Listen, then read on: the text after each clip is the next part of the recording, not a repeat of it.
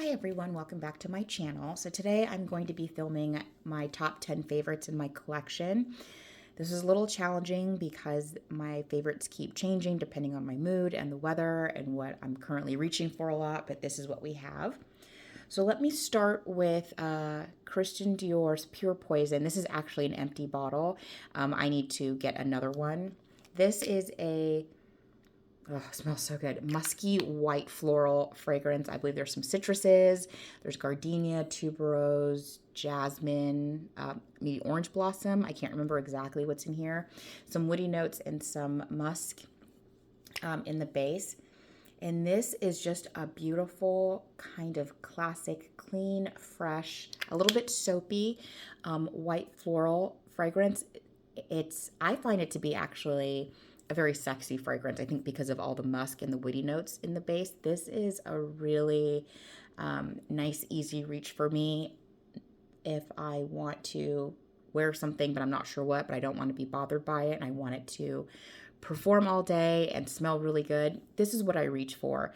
I'm actually just trying to hold out and finish some stuff up before I buy another one, because I know if I get another one, those things will not get touched. But this is definitely one of my favorite perfumes. One of the first full bottles that I actually finished up completely. I was really proud of that.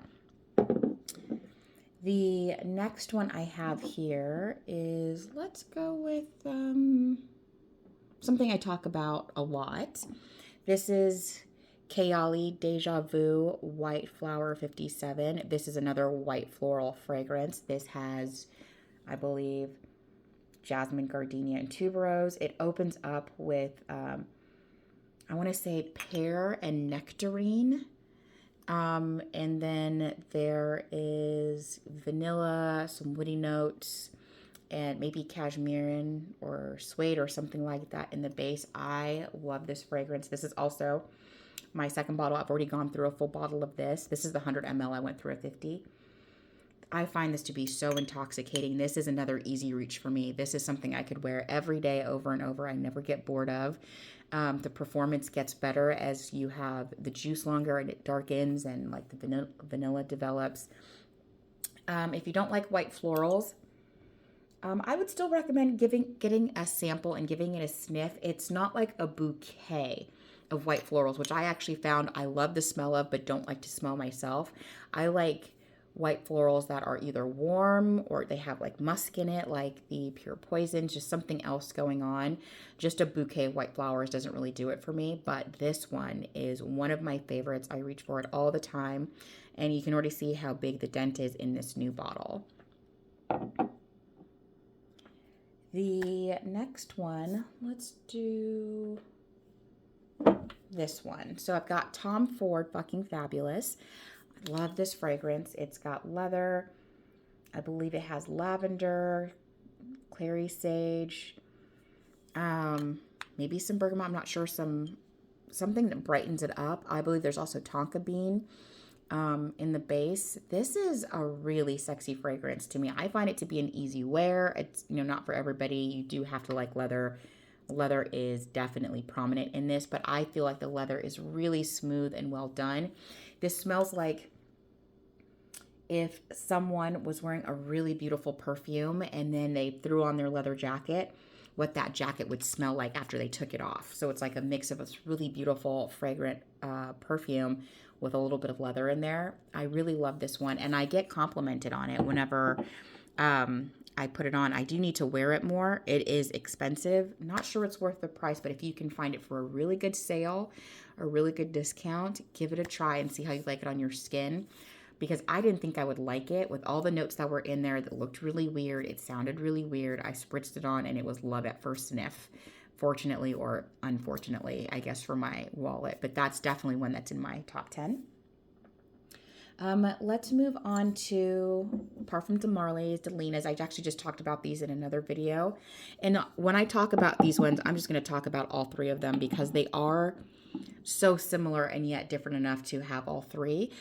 So these are rose fragrances. I don't have the original one in a full bottle. I just have a travel spray from Scentbox that's on my tray this month, trying to determine if I feel like I need to add it into my collection. I've amassed quite a few rose fragrances recently.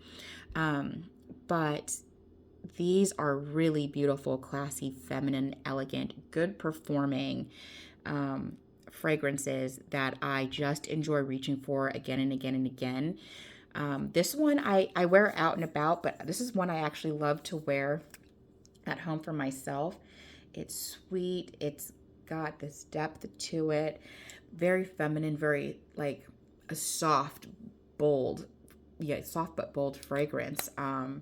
Slightly powdery in the dry down with the vanilla. That sweetens it up a little bit. But this is definitely just one of my favorites from the house in general.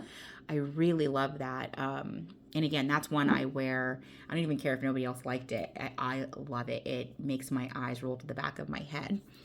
And then the other one, the La Rosee version, is the fresher, more aquatic version of Delina. And this is one that I wear a lot in the summer. You can see the dent on it. And I think for the fact that it's the aquatic version, it still has fantastic performance, longevity, sillage, projection, all of that. The fact that it's aquatic makes it easier to wear when it's hot because it's fresher. It has nothing to do with the performance. It's not watered down. It's not less potent. It's just easier for the heat. But this also has the pear in the opening. And so it's just really bright and juicy. But there's no rhubarb, so it's not that tart. And then the rose just smells so fresh and beautiful. And then you get the woody notes and the musk in the base that I think make it a nice, fresh, sexy version of Delina.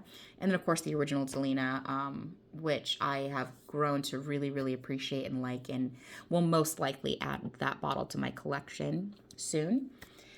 The next one I'm going to talk about, and this is going to be cheating just a little bit. So I've got Valentino Donna Born in Roma. Kind of like how I'm counting these as one. I'm going to count these two Valentinos as one. This is the original. This is the Born in Roma. This is one of my favorite. I mean, obviously it's in my top 10, but just one of my favorite fragrances ever. It's got black currant, pink pepper in the opening. It's got 3 different types of jasmine, and it has a bourbon vanilla and some woody notes, and I believe cashmere in the base. This is fruity, floral, juicy, musky, really sexy fragrance. Great signature scent. Great for every day. Good for all occasions. I really love this one. This is another one. This is my second bottle. I went through a 50 ml and went back and got the 100 ml. So that's how I know I really like something, if I am going through it, because I have so many fragrances, or I've had so many fragrances, I've decluttered quite a bit, that, it's not that easy to make big dents in them. So for me to go through a bottle and repurchase means it is a love. The flanker to that is the Coral Fantasy version, which is what I wear in the summer. This I do not wear in the summer. It gets too hot where I am, and the pink pepper starts to come out way too hard, and it becomes screechy on my skin. So this is a spring, fall, winter fragrance for me. Summer comes around, that gets put away, and this one comes out. The DNA is there, but they are different fragrances. But this is what I wear when I can't wear my original one. This has kiwi and orange in the opening. I believe there's Texas cedar in the base. I believe it still has that jasmine, because that's what I think I smell that's similar. And then musk in the base. This is one of my favorite fragrances to wear over the summer. Performance is not as good as the original, but for a summer citrusy fragrance, I don't have any complaints. I waited and got it on a good sale. I overspray it, and I love it. Put this here next to that. So I'm going to count those as just the alternative to this one, depending on, your preference and where you are. But I just couldn't leave the Coral Fantasy out, because, again, whenever I put it on, I have that eyes rolling to the back of my head, can't stop smelling myself reaction to it. And then going back to rose fragrances, this is a fragrance that I purchased in 2023. This is Initio. This is Atomic Rose. I did a ranking video. I ranked the 14 fragrances that I purchased in 2023. And this ranked up pretty high. This beat out all the other Initios. And not necessarily because it's the best Initio in my collection.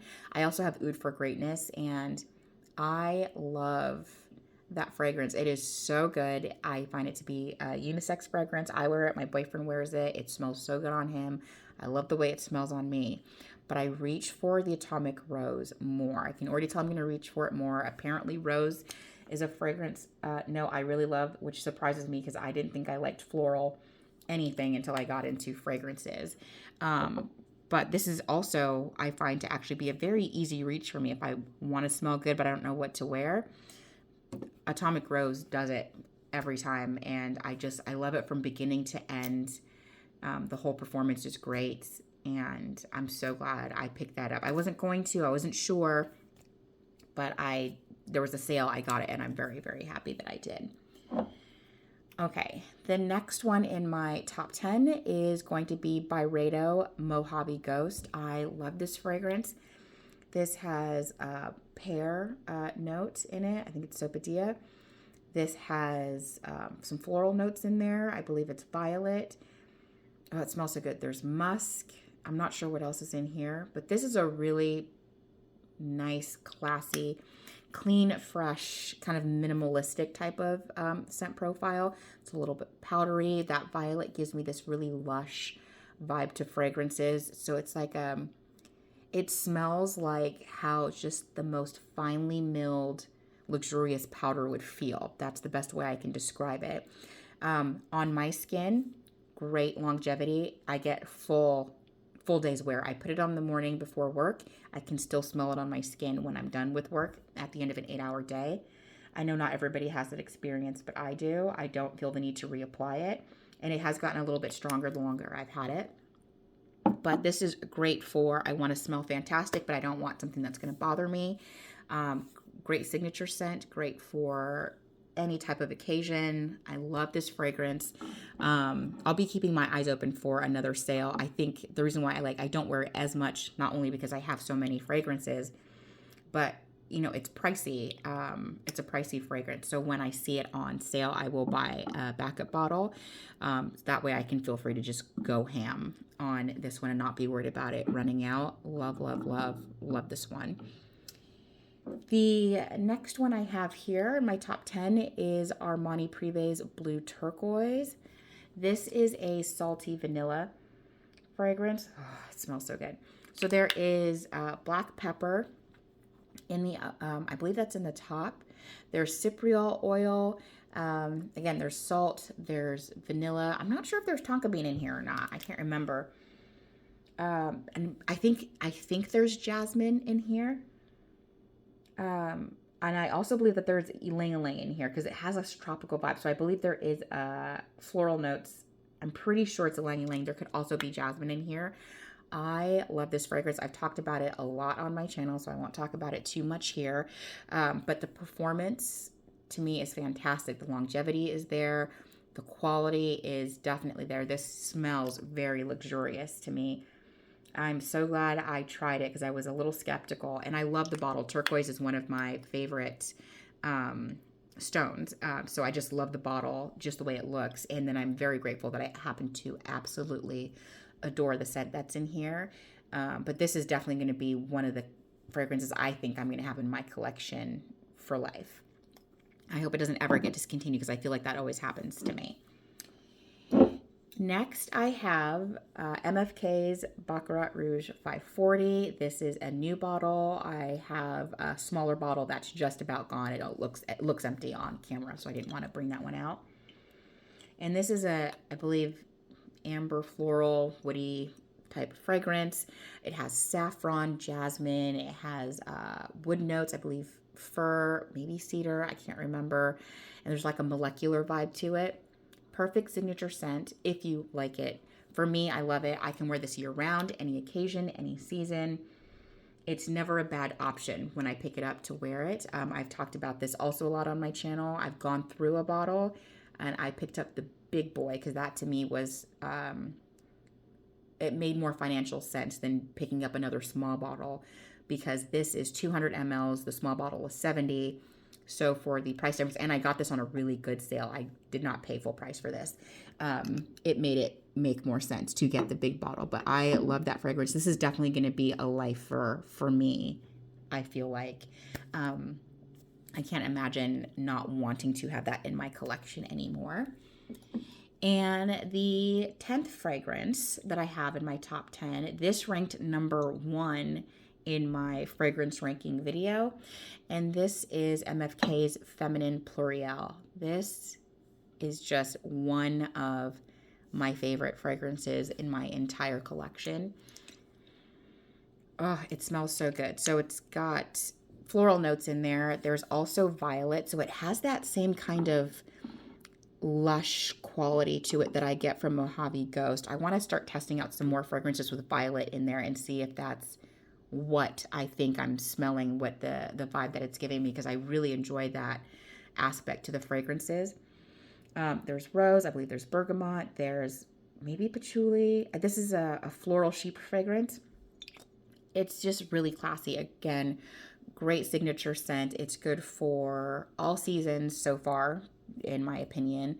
All occasions, casual wear, something more elegant and classy, date night.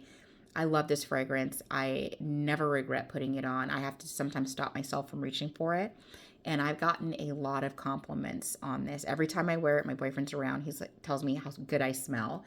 And a friend of mine also had him kind of blind sample this. He didn't know what it was, and I've had him smell it a couple times, and every time he gives it a really high rating. He thinks it smells great. I love this one. I really feel like myself when I'm wearing it. So I'm so glad I gave it a try, because I wasn't going to. I hadn't heard many people talk about it too much. And I'm glad I got my hand on the big bottle. I got this, again, on a really good sale from Max Aroma. A couple of these I've gotten from Max Aroma. Actually, whenever they run a sale, Max Aroma is one of my top places to go to shop, as well as Fragrance X and Fragrance Net are my favorites. Okay, so here are my 2024 current top 10 favorite fragrances in my collection. I would really love to hear your recommendations or what some of your favorite perfumes are in your collection in the comments below. Thank you so much for watching. Please like and subscribe, and I will talk to you in the next one. Bye.